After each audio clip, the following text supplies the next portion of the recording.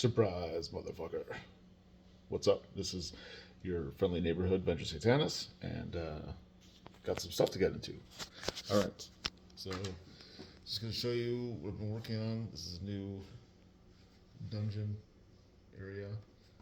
I started with this guy to create something that was less caves and tunnels and more, rooms and dungeons and more traditional stuff like that. So we have this laminated pretty soon, this coming week. This I had laminated last week. This is another sandworm, like sand, purple worm. If you haven't seen this yet, laminated, that's something I've been working on. Okay, so also started a family D&D campaign, and we're starting with this. So that's been awesome and exciting. All right. But now the main event. I'm going to go through quickly the Pundit files shorts. So, in that 4 or 5 day span when I had decided to quit self-publishing and that side of gaming, the business side, Pundit decided to fill in the gap, as it were, with his own gonzo chult-like product. It's too short to be like a full campaign setting. It's only 18 pages, and that includes, the cover and the last page, credits. But it's more like a campaign setting helper, or it's just like a guide that has more stuff in it. It has, additional monsters and locations and NPCs and, some awesome random tables that give you, an idea of where to go or what to do, or, things happening in the world. And he meant it for both his own World of the Last Sun Gonzo campaign as a reference, an homage, and sort of parody of Chult. And also, if you're doing your own thing, your own sort of loosely desert-based, post-apocalyptic gonzo, like mutant gamma, sort of far future, but a lot of civilizations have collapsed type world. You can use that for this. So, let's see if I can get both that and then me. Okay, so yeah, you got the cover here, and then written by RPG Pundit, layouts by Mad Hermit, artwork by various people. It's on the Red Room, so you can find it there. You can see the cover of Chult here. The following is a new location sourcebook for the World of the Last Sun. It is located on a floating island above the upper band of the world's interior atmosphere, as described in the World of the Last Sun setting book. So it's kind of like a sky realm, which is an interesting take. You could do it that way, or, obviously you could do it any way you want. And in here, there says many standard sky ships would not be capable of reaching Chort. Certainly none that would require a standard atmosphere, because it's like so high up.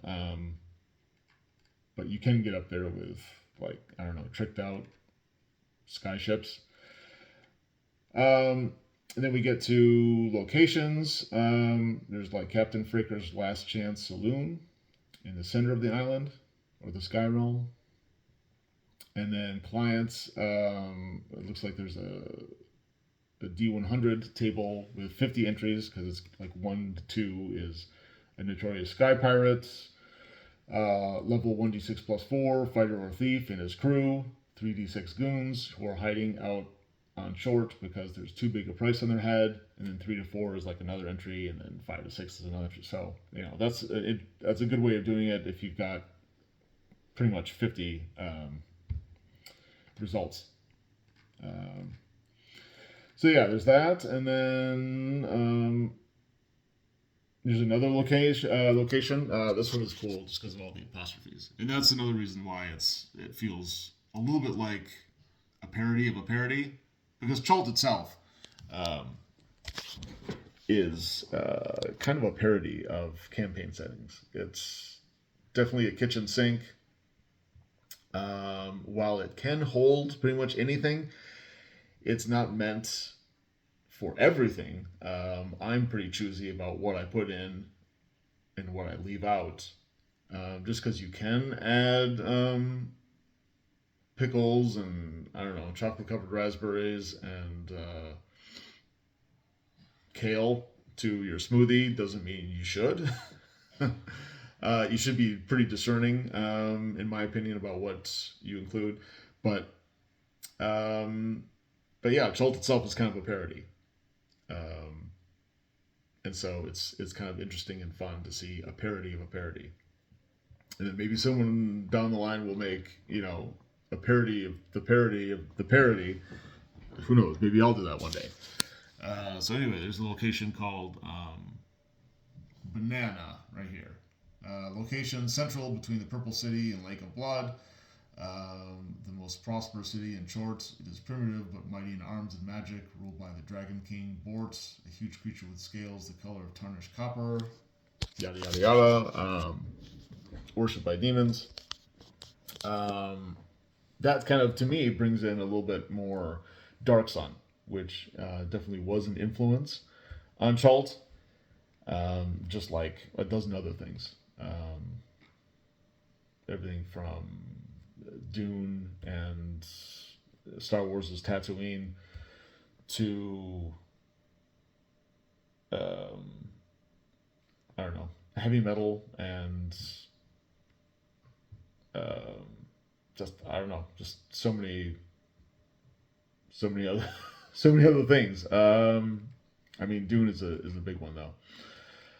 So he's got some monsters. He's got the Shoggoth and Board the Dragon King statted out. Another location, the Hive. The Hive in the Verdant Zone around it are in the southwestern area of the island. A massive alien arcology ruled by bee-men. That kind of harkens back to Encounter Critical, which also was an inspiration on Chult, just because Encounter Critical was one of the first gonzo science fantasy post-apocalyptic role-playing games that I kind of accidentally fell into and fell in love with, and just through desire and accident unconsciously filtered a lot of the nonsense in here into my work, and yeah, just consciously or not, it became a big influence on not just Chult, but other things that I've been working on over the last 10 years or whatever. So yeah, the Queen and Honey, and so there's another table about powerful effects. The special batch of honey. This is a kind of a funny one. Misogynia. Location north, halfway between the Purple City and the Smug Elf Dome. Misogynia is a city about 1,800 people. It is a religious theocracy governed by the priests of the beard. Their belief is that only men with the most manly of qualities are blessed by their gods.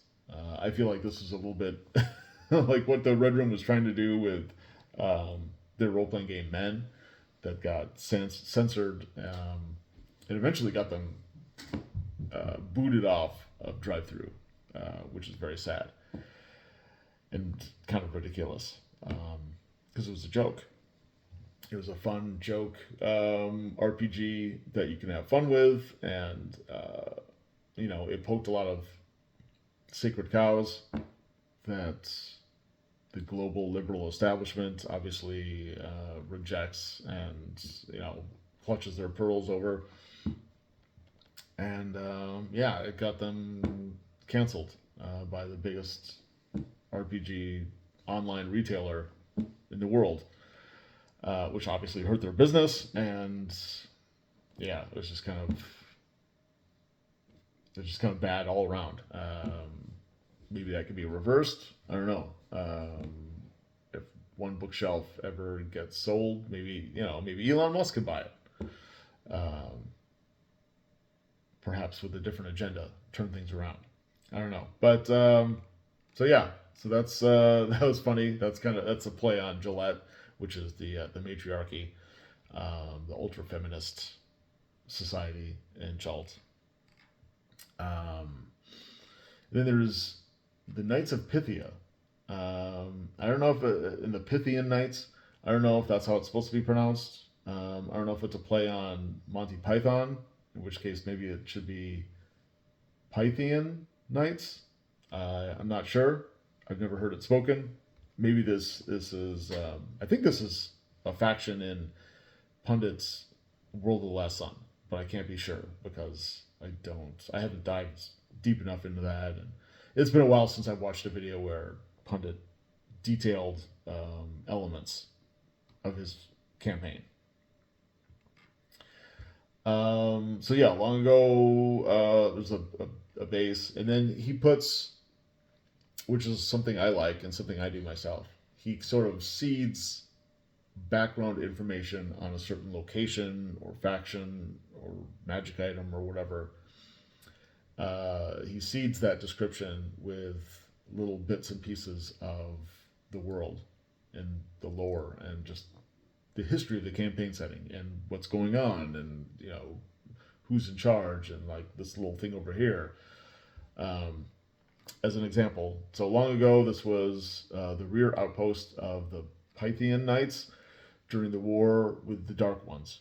The place is controlled by the sons of Pythias, who claim to continue in their chivalric ideals of the Pythians of old.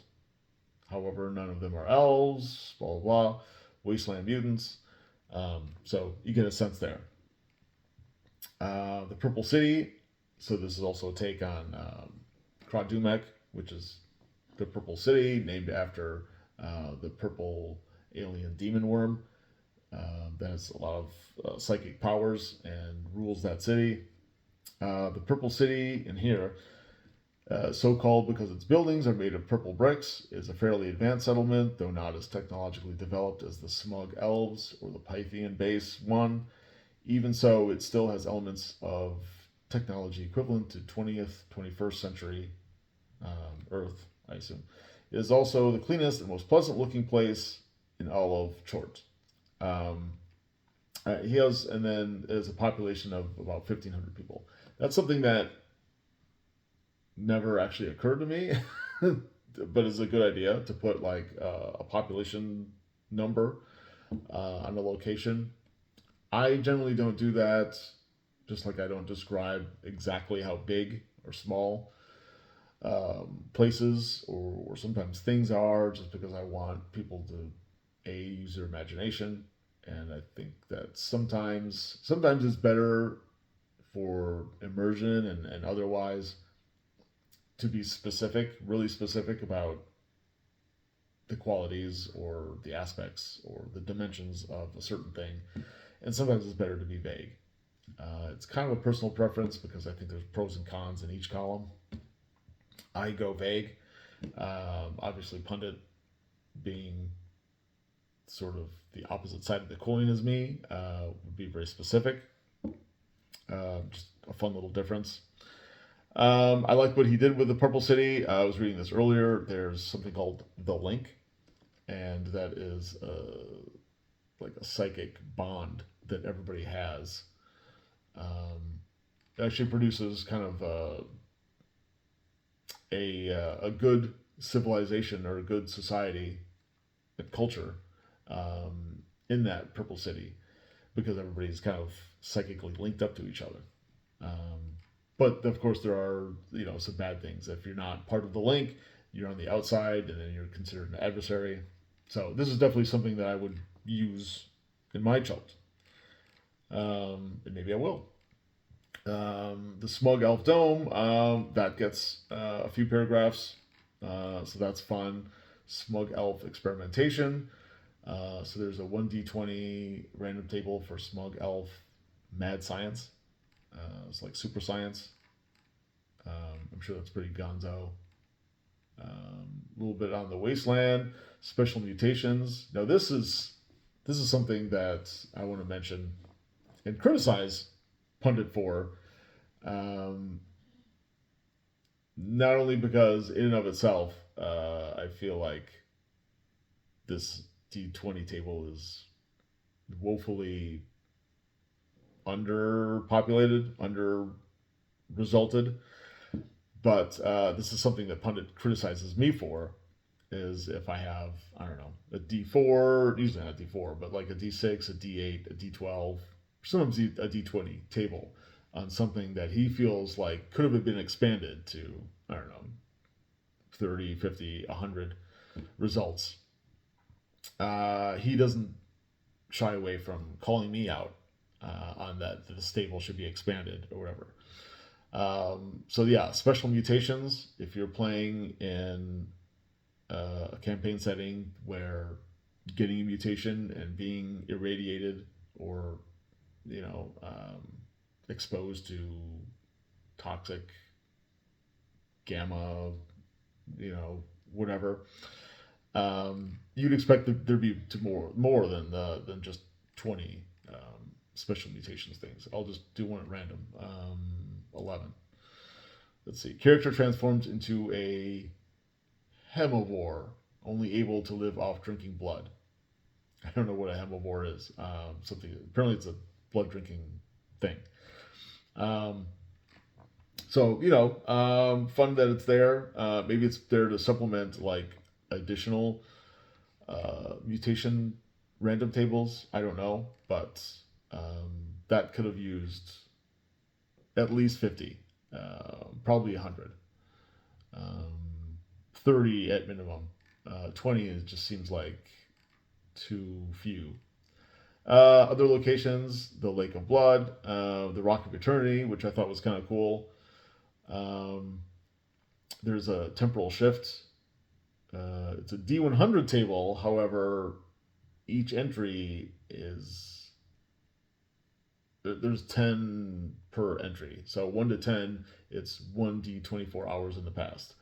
If you roll 11 to 20, it's 1d24 hours into the future. So you get the idea. So there's really only like, I don't know, 11, 10, 11, 12 entries for this temporal shift. That's probably all you need, but it's a little deceptive when it says 1d100. The Black Rhomboid, I thought this was really a cool location near the southwest edge of the island. This is a huge black structure that looks like an enormous black rhomboid. I did look it up, but I think a rhomboid is like a diamond. Not if you go to like a jewelry shop, like that kind of ornate symbol of like a diamond, but like a kite, like a triangle on top and on the bottom. I think that's what a rhomboid is. I'm not 100%. It's been a while since I took geometry, and it's been a little while since I've helped my kids with their geometry. Anyway, legend holds that it was the border outpost of the servants of the Dark Ones, and that's another thing too that Short and Chult share, is that there's sort of like this push pull between on all three sides, between kind of standard fantasy and even like sword and sorcery or sword and sandal kind of, or even Arabic fantasy, that kind of like desert sort of vibe and trope and whatever. And then there's the technology, the high tech stuff, and the you know advanced civilizations and aliens and lasers and stuff like that, robots. And then there's the Great Old Ones, which is closer to the fantasy, but usually you don't get that unless you're going into more of a dark Lovecraftian fantasy. So those three things playing with each other, that's definitely a huge part of Chult. And then that's a part of Chort here, which obviously I like because I think it's cool. You don't see that all the time, so I think it's different and unique enough where it gives Chult that kind of specialness that I'm looking for, and it makes Chort go along hand in tentacle with Chult, or tentacle with tentacle, and it makes it more usable. So yeah, I won't go any more detail and spoil that, but I think that's pretty cool. I would be interested in using the Black Rhomboid, that location, in my games.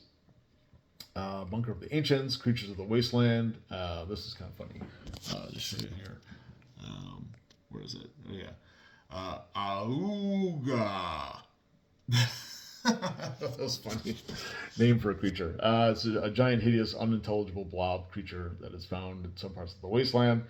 Then there's another creature that's ball of tentacles. That was kind of funny. Flaming eyes, giant centipedes, devolved mutants, radiation werewolves. There's some purple putrescence, which obviously is an homage to the islands of purple haunted putrescence, which is it was before Chult, Pundit's favorite thing that I did, because that's like its own little mini campaign setting, because it's 3 islands that, like Chult, have a science fantasy gonzo post-apocalyptic vibe. That's also got a little bit of sleaze, some humor and pop culture reference. So the Islands of Purple Haunted Putrescence was really the staging ground for Chult. It was really a test to see if... I mean, I can say that now, but it wasn't, I didn't have anything like Chult in my mind when I was creating the Purple Islands. But looking back, you can see that everything that Chult is, it's kind of from the Purple Islands, but sometimes cranked up to 11 and then given an expansive like campaign setting over a trilogy of books, plus a number of different supplemental references. So yeah, if I hadn't liked the Purple Putrescence, the Purple Islands as much, and if it hadn't been so successful, I might not have gone into Chult.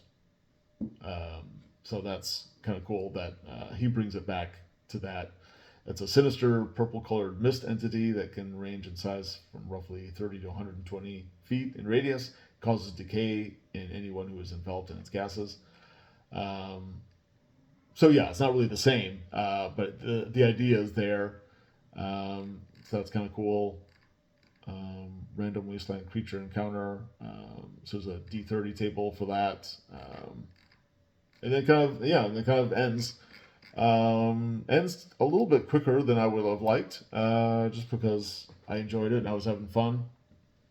I'll put the cover up there again.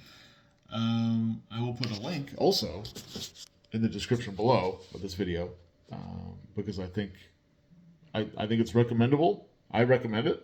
I think if you like that sort of thing, if you like his World of the Last Sun, if you like Chult,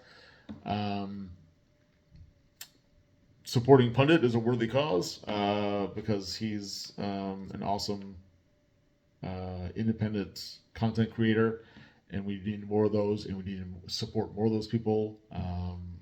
If you're on the fence about, if you're on the fence about picking up 5.5, the 2024 D&D I don't even know why you're watching this if you're like even considering that.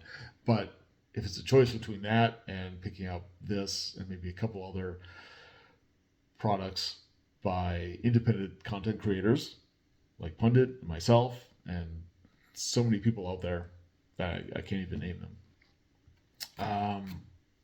then I think it'd be a fool not to pick up something like this rather than Wizard of the Coast. Anything by Wizard of the Coast now is just so. The well has been so poisoned. It's just so. The brand is toxic as far as I'm concerned. It's a dead company, a dead medium. D&D will rise from the ashes of it being destroyed by those bastards. But, while they're fucking up, we're picking up the slack and we're creating and we're making things awesome. Making gaming awesome again. Go down there, get it if this sounds interesting to you. What else? VengerCon in July. Now's the time to get your weekend badge. If you're going to GaryCon, I will be there. Thursday, Friday, Saturday, Sunday. And I'll be running some games there. I'll be running a lot of games at VengerCon. All weekend I'll be running games. It's a much smaller con, but it's nice. It's in a fancy, nice hotel. It's not too expensive. It's clean. It's quiet. It's just a bunch of cool guys just like hanging out and gaming and having fun. And you see the same people over and over again because it's limited to like 100 people. It doesn't have all this other weird stuff like cosplay, and it doesn't have like a dealer's hall and computer games, board games, card games. It's just role-playing games, just for OSR, old school, traditional RPGs. Lots of fun. Lots of great people that come from really all over the United States and even Canada, which I'm very grateful for that they keep coming back year after year. This is the fourth one, so it's going to be VengerCon 4. I got a thing right here. Postmodern Apocalypse. So, this is it. I'll put the link in the description below for this too. Get your weekend badge. I hope you attend.